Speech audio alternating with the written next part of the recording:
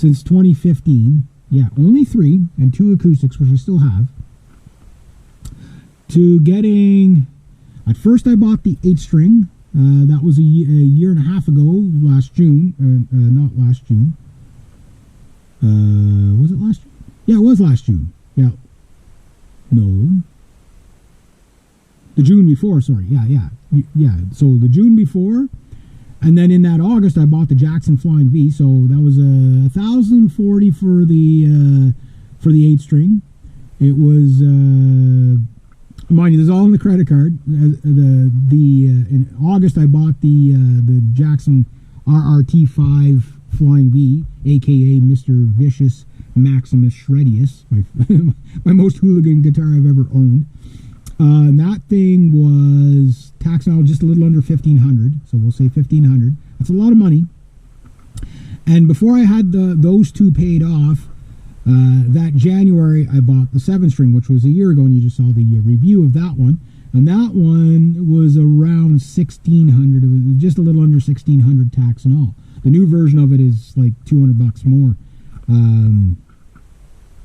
right?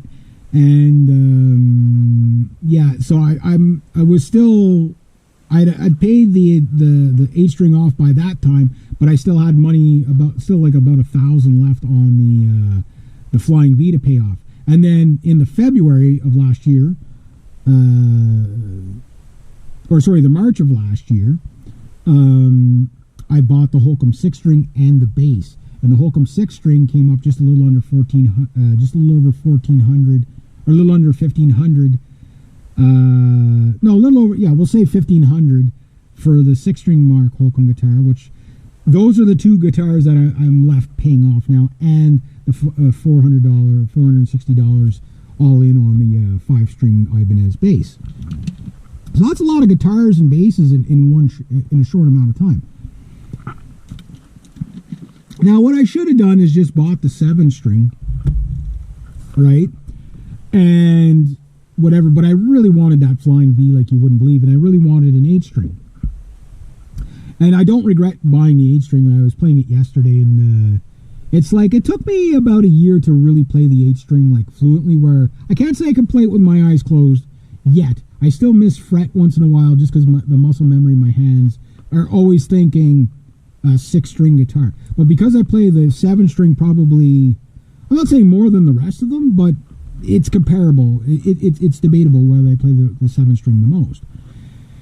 And it's helped me to play the 8-string a bit better. And there's just, like, that 8-string, I have no idea what the fate of that 8-string is going to be, because, like, musically it's what you can do with it, right? I was hoping the 8-string was going to be the guitar. It's just the 7-string's better than the 8-string 8-strings. It's the tension issue. You can't get enough tension on the 8-string. Now I thought, well, maybe I can go up to a heavier gauge of strings, but then that makes it harder to play, and it will almost guarantee that I won't be able to play good guitar solos on it, because it's already with just 10 to 74s on it. There's too much tension on the E string and the B string and the G string to really get some really good solos on it. It's like playing an acoustic guitar at this point, trying to solo on an acoustic guitar. So doable, but you know, you're not going to be doing, you're going to really have to work really hard on it. And that's one of the downsides. The 7-string doesn't have quite that tension issue. And then the low B and the F sharp on the 8-string don't have enough tension on it to be really, really clear and stuff. So I think what would be better is a guy with a 7-string and a 6-string bass. Because then the 6-string bass, you could down tune it to what the 8-string is tuned to, and have way more control over the notes, and it would make things sound clearer and heavier. But, that said, playing the 8-string is still, I remember letting my buddy Paul play the 8-string. He's like, this thing is crazy. How do you play it? It's like, this is messing me up, but it's the shock and awe value of it. It's a hooligan guitar. But it's like, I call it the black hole, because it's the darkest sounding guitar I've ever owned. Like, it's darker than any Les Paul I've ever played. It's darker than any, it's just so dark sounding. It's just like, it's evil. It's a black hole, you know what I mean? So it's a lot of fun that way. But yeah, the drums are the next on the list for sure. And then after that, who knows what it'll be. Probably another guitar, and then, but I think I'm going to try the rental thing for a bit. Now, somebody watched that video I made on the Les Paul and renting, the $170 Les Paul, and I said legit in the title, right? And I didn't say, I just said a Les Paul whatever for $170. I didn't say you'd buy it. I just said that's, so it was, the video was legit. The video was legit because you could rent that for that price, right? And, but you can rent anything, like again, the cheap drum kits you can rent for about $35 a month. Plus tax, you can imagine. There's probably like insurance and stuff. So who knows? Maybe it comes up to about $200 for the 3 months or whatever. 150 to whatever. You know what I mean?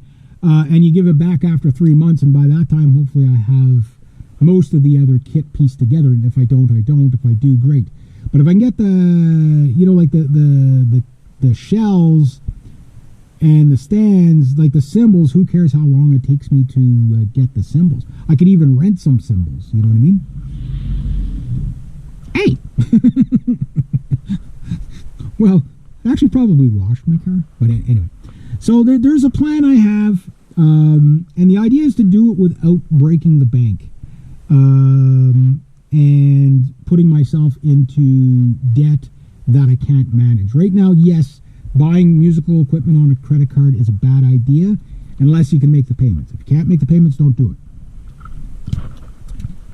But obviously, at the current wage, I can make the payments. $200 a month is not a big problem for me at all. Even this time of the year, because I can make enough during the summer to cover $200 payments for the entire year, right? And that's kind of what I've done. So, like last June, the little extra I put it $200 away for January, February, just to make those payments, right? So like I'm ahead on everything. So now's when I'm going to use that time to get ahead on, I know some people think I should spend my money in other areas and stuff like that. And I will, like, for example, fixing the truck. By the time I have the drum kit, it won't matter for the truck, because if I don't sell the trucks by that time, it won't matter, because by that time my credit card will be clear enough. Well, I probably won't even have to put the fixing of the truck on the credit card anyway, because when I do my taxes, I'm probably going to get enough money back on my taxes that'll probably pay to fix my truck. So everything's planned out. Like, people don't understand why I do things the way I do. It's like everything always seems like a complete disaster and failure, and then all of a sudden, bang, the plan comes together. It's like it goes A-team on me like that, right? But it takes a year to set this up, to set that up. You know what I mean? Like, you got to think way ahead how you're going to plan something like this, especially really large purchases.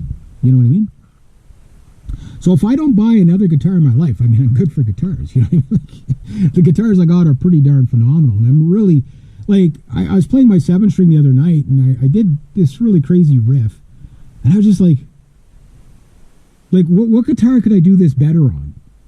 Like, what other 7-string could I play better than this one? You know what I mean? Like, that's where I'm at, and that's a good feeling. That's a good feeling. So, like, yeah, like the need, want versus need. Right now I'm going after what I need. Buy what you need, right? Take your time with it. Come up with a plan. So if you can't buy, don't go out and buy the cheap drum kit if you can rent the cheap drum kit. So let's say I rented the drum kit for a year and it costs the same as buying it. Well, then just buy it. But let's say it costs about half of what you would pay to buy it. Okay? So let's say the cheapest drum kit, which is about $600, which would be a 4-piece Pearl Roadshow Apex Tornado, but I think the Venus is going to be replacing the Tornado, which is now $700. But let's say you bought the cheapest kit. Okay, tax and all, you're at $700-800. Okay, now if you were to rent it for the year, it was about half that price. I would rent it for the year, but let's say by the end of the year you buy your big drum kit. But at the end of the year, you don't have to worry about selling the drum kit. You just give it back to the place you rented it from, and you don't have to worry about taking the loss. What you would have lost on the sale, selling it for half price, you just give it back. You know what I mean? You just skip that whole have to sell it and wait for half the money to come back. it would still cost you that price that you rented it for. So, you know what I mean? It's 6 of one, half a dozen of the other. So I'd rather just, okay, I want it out of my way for the new kit, just bring it back to the store. And if you don't rent it for the entire year, you rent it periodically throughout the year, you know, I'm going to have my drum pads and stuff like that, and most of my songwriting and everything is going to be in the wintertime in the slow season, right? So